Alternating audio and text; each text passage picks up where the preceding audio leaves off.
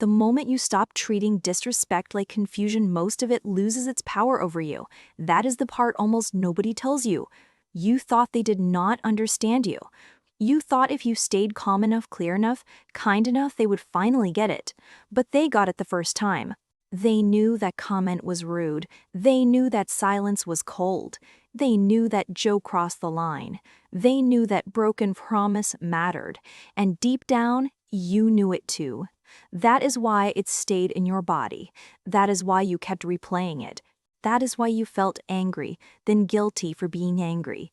Because part of you was trying to call it disrespect, and another part of you was trying to downgrade it into a misunderstanding. That split is exhausting. It makes you question your own instincts. It makes you explain what should be obvious. It makes you argue for basic decency. And when you do that long enough, you stop feeling powerful, even when you are right. So here is the deeper truth. Most disrespect does not continue because you are weak. It continues because you keep responding as if the other person is confused. They are not confused. They are gathering information. They are learning what happens when they dismiss you. They are learning how much disrespect your presence will still tolerate. They are learning whether crossing the line costs them anything, and if it does not, the line disappears. That is the one thing you have to fix. You have to stop reading repeated disrespect as a communication problem. It is not a communication problem. It is an access problem. That changes everything. Because once you see disrespect for what it is, a choice, you stop trying to explain your value to people who are actively testing it. And by the end of this, you will understand why so many toxic people calm down, pull back, or suddenly act confused the moment you stop doing one specific thing for them. You stop making disrespect easy. That does not mean becoming loud. It does not mean becoming cruel. It does not mean proving how strong you are. It means you stop rewarding bad behavior with more of your energy. That is where your power returns. Think about how this usually starts. It is rarely one giant act. It is a pattern of small dismissals. They interrupt you, they talk over you, they act bored when you speak. They make you the punchline in front of other people. They delay replying to you, then expect instant replies from you. They borrow your time, your patience, your emotional labor, then act like you are asking for too much when you want basic respect back. And every time it happens, you feel the same thing. A flash in your chest, a tightening in your stomach, a thought that says that was not okay. But then the second voice shows up. Maybe I am too sensitive. Maybe they are stressed. Maybe they did not mean it like that. Maybe I should just say it better. That second voice is where toxic people live. Not because they created all of it, but because they know how to use it. They know that if they stay just ambiguous enough, you will do the work of softening their behavior for them.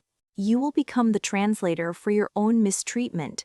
You will turn disrespect into stress, cruelty into a bad day, dismissal into poor communication, control into concern, humiliation into humor. And while you are busy making them look better, they are getting more comfortable treating you worse. That is why repeated disrespect is so damaging. It is not just the behavior itself, it is the mental labor it forces on you afterward. You do not just get hurt. You get recruited into analyzing the hurt. You try to decode tone. You try to reconstruct conversations. You try to figure out whether the problem is what they did or how you received it. That confusion is not accidental.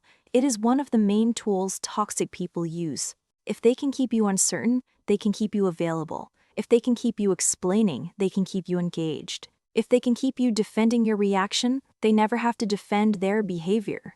And that is why good people get trapped in this for so long, not because they are foolish. Not because they lack standards, but because they have conscience. They assume other people feel the weight of their actions. They assume if someone hurts you, that person would want to repair it. They assume honesty matters. But toxic people often do something very different. They watch your reaction more than they examine their behavior. That is the hidden pattern. They are not asking, did I cross the line? They are asking, what happens if I do? Do you go silent and absorb it? Do you laugh it off? Do you overexplain? Do you panic and chase closeness? Do you try harder to be understood?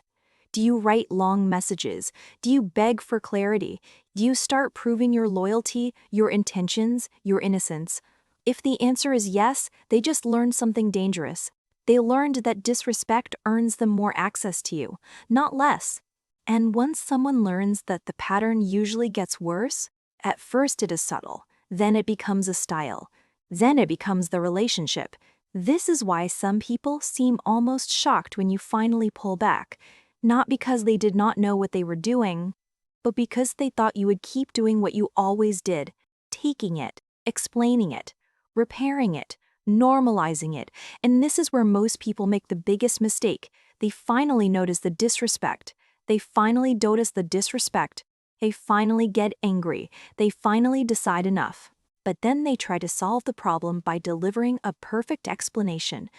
They think if I can just say it in the right words, they will have to understand.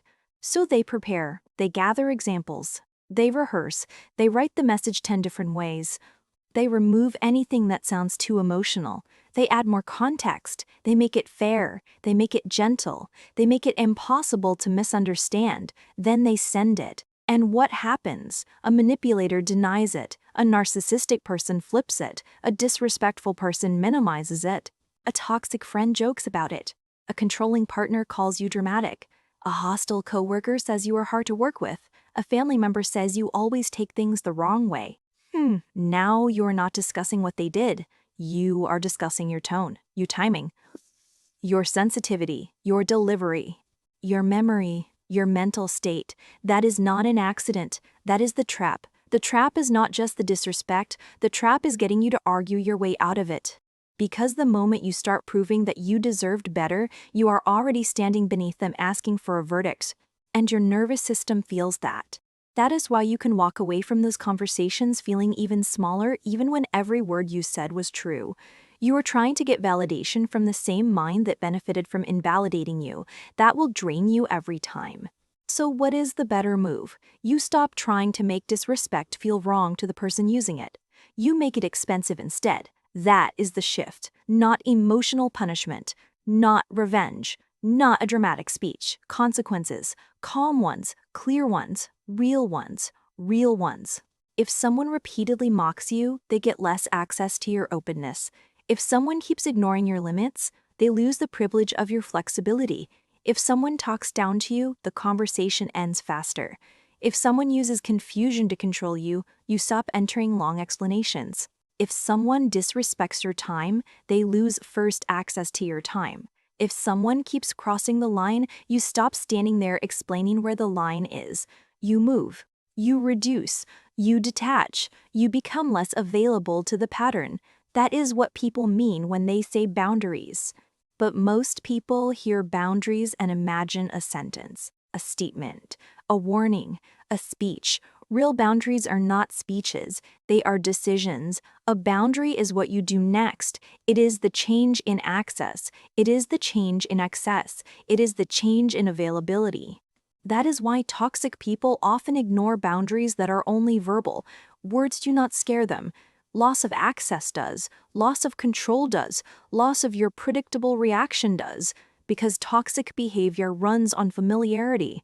It runs on knowing exactly how to pull you in. The minute your response becomes different, the pattern becomes unstable. That is when they often escalate. And this part matters. When you first stop rewarding disrespect, it may get worse before it gets quieter. They may push harder. They may act offended. They may call you cold. They may say you have changed. They may suddenly act wounded. They may accuse you of being distant, rude, selfish, or difficult. Do not let that confuse you. A lot of people call it disrespect when they can no longer control your access. What they really mean is you stopped being easy to use. That is not cruelty. That is growth. And if you are not used to it, it can feel unnatural at first. You may feel guilty. You may feel harsh. You may feel like you are overreacting. Why? Because you were trained to measure your goodness by your tolerance.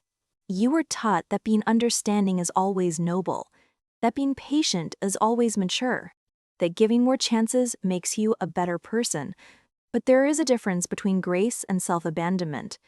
There is a difference between patience and permission. There is a difference between being kind and being available for harm. Once you see that your whole posture changes, you stop rushing to clear your name. You stop trying to be perfectly understood by people committed to misunderstanding you. You stop handing out emotional essays to people who only read them to find weak points. You stop begging for fairness in rooms where unfairness is the game. Instead, you get quieter, you get simpler. You stop over-explaining. You say less. You observe more. You let behavior tell you what words never will.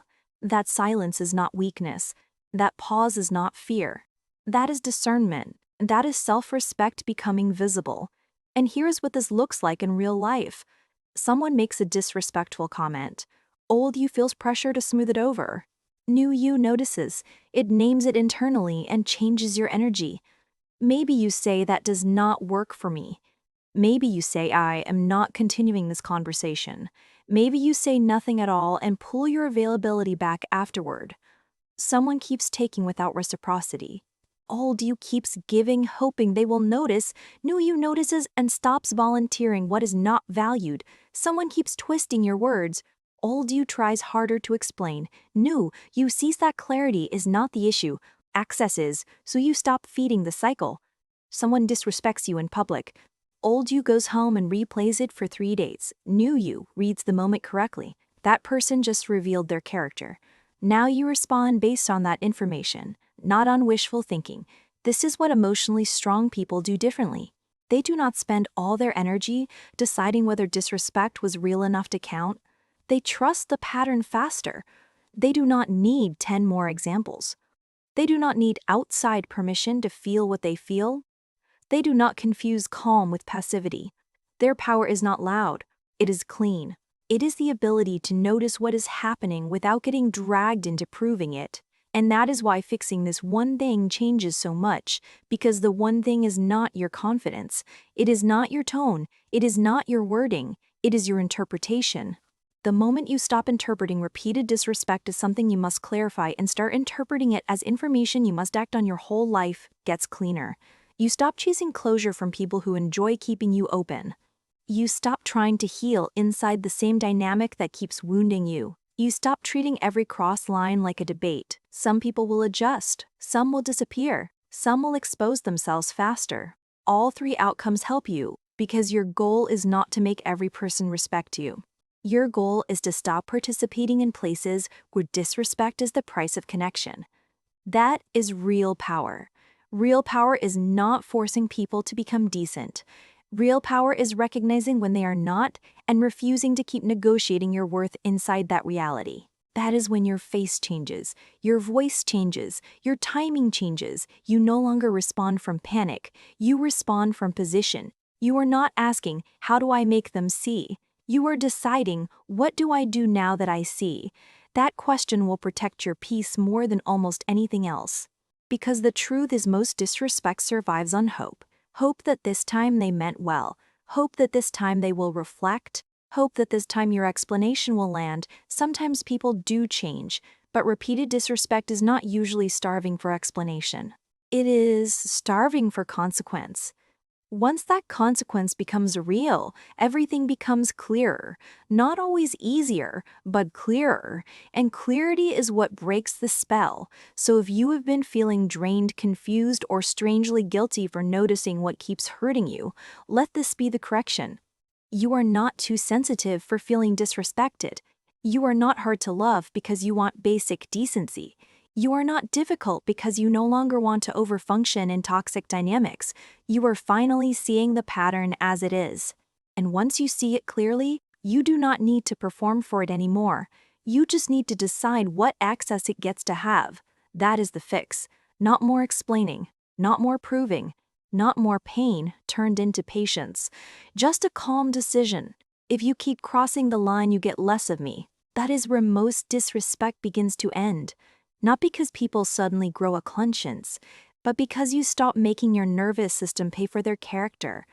And once you learn that you stop feeling powerless around toxic people, you start feeling informed, grounded, unhooked. And that is the moment your life gets quieter, cleaner, and a lot harder to disrespect.